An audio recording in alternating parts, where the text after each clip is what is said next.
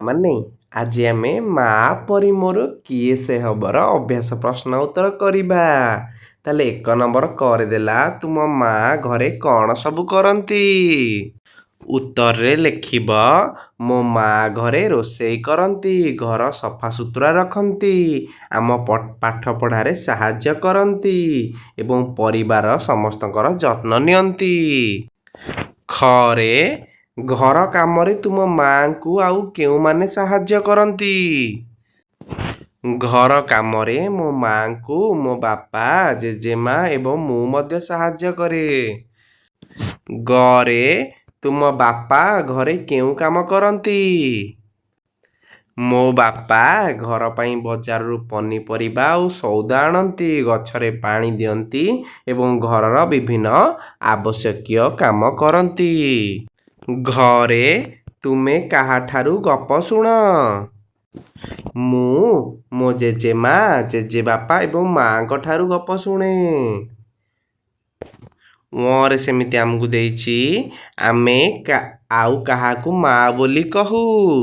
ଆମେ ଆମର ଜନ୍ମଭୂମି ଭାରତ ମା ଏବଂ ଧରିତ୍ରୀ ମା ମାତା ପୃଥିବୀକୁ ମଧ୍ୟ ମା ବୋଲି କହିଥାଉ। 2 ନମ୍ବର ପ୍ରଶ୍ନ ପିଲାମାନେ ଦେଖ ଓ ଲେଖ ଏମିତି ଲେଖି ଚାଲିବ। ବୁଝିହେଲା? ତମେ ଖାତାରେ ଲେଖିବ ହେଲା ମ ଫଳା ଦେଇକି ଏମିତି ଲେଖି ଚାଲିବ। ତାପରେ 3 ନମ୍ବର ଦେଇଛି ଚିତ୍ରରେ ମ ଫଳା ଆଉ ନ ଫଳା। ଏଇଟା ହେଲା ପିଲାମାନେ ଦେଖ ମନେ ରଖିଥ, ଏଇଟା ହେଉଛି ଆମର ମ ଫଳା, ଏଇ ନ ଭଳିଆ ନ ଫଳା ହେଲା। ତା ଭିତରେ ଆମେ ଗୋଲ ବୁଲେଇବା। ବୁଝିହେଲା? ତାହେଲେ ଜଗନ୍ନାଥରେ ନ ଫଳା। ବୁଝିହେଲା? ପଦ୍ମରେ ମ ଫଳା, ଜହ୍ନିରେ ନ ଫଳା। 4 ନମ୍ବର ଆସ ପଢ଼ିବା। ସ୍ନାନ କଲି ମୁହିଁ ପ୍ରଭାତ କାଳେ, ରତ୍ନ ମୁଦିଟିଏ ପାଇଲି ଜଳେ। ଖରେ ଫୁଟି ଅଛି ପଦ୍ମ ଫୁଲ ସରୋବର ଜଳେ, ଆସରେ ତୋଳିବା ପଦ୍ମ ମିଳିଣ ସକଳେ। ଗରେ ଆ ଜନମା ମୁଁ ସରଗ ଶଶୀ, ମୋ କାହ୍ନୁ ହାତରେ ପଡ଼ରେ ଖସି। ତାପରେ 5 ନମ୍ବର ଦେଇଛି ମ ଫଳା ଲଗାଇ ଶବ୍ଦ ଗଢ଼ିବା। ବୁଝିହେଲା? ଏଇଠି ଆମକୁ ଦେଇଛି। ବୁଝିହେଲା? ତାହେଲେ ପ୍ରଥମେ ଏଇଟା ଆଣିବା ମନେକର ଗୁଳ୍ମ। ବୁଝିହେଲା? ତାପରେ ସେମିତି ଆଣିବା ଏଇଟା ଗ୍ରୀଷ୍ମ। ହେଲା? ଯାହା ଲେଖା ହେଇଛି ତାହା ଖାଲି ମ ଫଳା ଲଗେଇବ। ଭୀଷ୍ମ ଦେଇଛି। ତାପରେ ଆତ୍ମା। ବୁଝିହେଲା? ତାପରେ ବିସ୍ମୟ। ତାପରେ ଜନ୍ମଭୂମି। ହେଲା? ତାପରେ ମନ୍ମଥ। ବୁଝିହେଲା? ଲକ୍ଷ୍ମଣ। ଯାହା ଦିଆହେଇଛି ତାହା ଖାଲି ମ ଫଳା ଲଗେଇକି ଏଠି ଲେଖିବ। ବୁଝିହେଉଛି ତ? ତାପରେ 6 ନମ୍ବର ସେମିତି ଲେଖିବା। ଏଠି ନ ଫଳ ଦେବା। ଯତ୍ନ ସେ ଦେଇଛି, ଆମେ ଲେଖିବା ତାପରେ ବିଘ୍ନ। ବୁଝିଲା ତ? ତାପରେ ଯତ୍ନ। ଅନ୍ନ। ପ୍ରଶ୍ନ। ଅଗ୍ନି। ସ୍ୱପ୍ନ। ଲଗ୍ନ। ପ୍ରସନ୍ନ।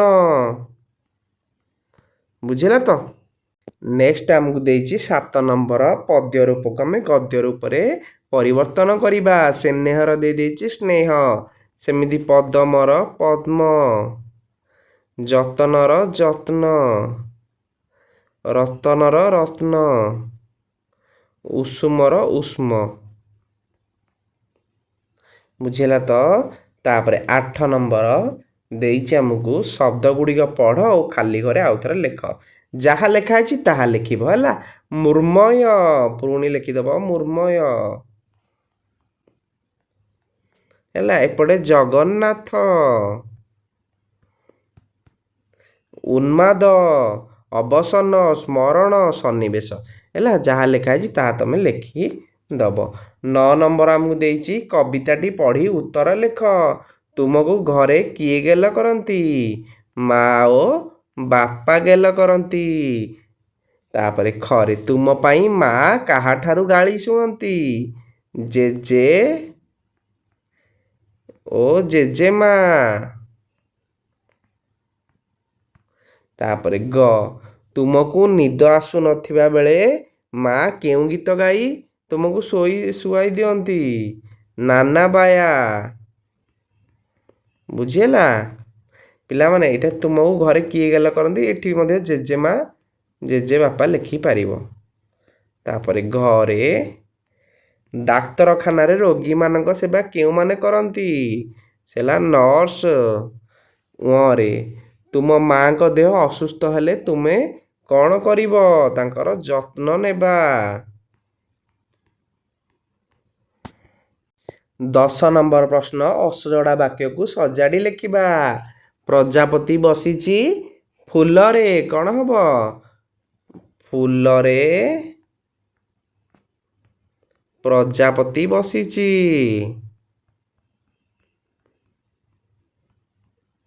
ବୁଝିହେଲା? ତାପରେ ଖରେ ଏଠି କ'ଣ ହବ? ପ୍ରଶ୍ନ ଗୁଡ଼ିକର ଉତ୍ତର ଲେଖ। ପ୍ରଶ୍ନ ଗୁଡ଼ିକର ଉତ୍ତର ଲେଖ। ତାପରେ ଗରେ ହେଲା ଏଟା କ'ଣ ହବ? ପୋଖରୀରେ ପଦ୍ମଫୁଲ ଫୁଟିଅଛି। ପୋଖରୀରେ ପଦ୍ମଫୁଲ ଲେଖିଦେବ ଫୁଟିଅଛି। ବୁଝିହେଲା? ତାପରେ ଘରେ ତୁମ ବହିପତ୍ର ସଜାଡ଼ି ରଖ। ତୁମ ବହି ପତ୍ର ସଜାଡ଼ି ରଖ। ତାପରେ 11 ନମ୍ବର ପ୍ରଶ୍ନ ବାପାଙ୍କ ଭାଇକୁ ଆମେ କକା ଡାକିଲେ ତାହେଲେ ମାଙ୍କ ଭାଇକି କ'ଣ ଡାକିବା? ମାମୁଁ। ବାପାଙ୍କର ଭଉଣୀ ପିଉସୀ ବା ଅପା ଯାହା ଡାକିପାରିବ। ମାଙ୍କର ଭଉଣୀ ମାଉସୀ। ସେମିତି ମାଙ୍କର ବାପାଙ୍କୁ ଆମେ କ'ଣ ଡାକୁଛେ କହିଲ? ମାଙ୍କର ବାପାଙ୍କୁ ଆମେ ଡାକିବା ଅଜା।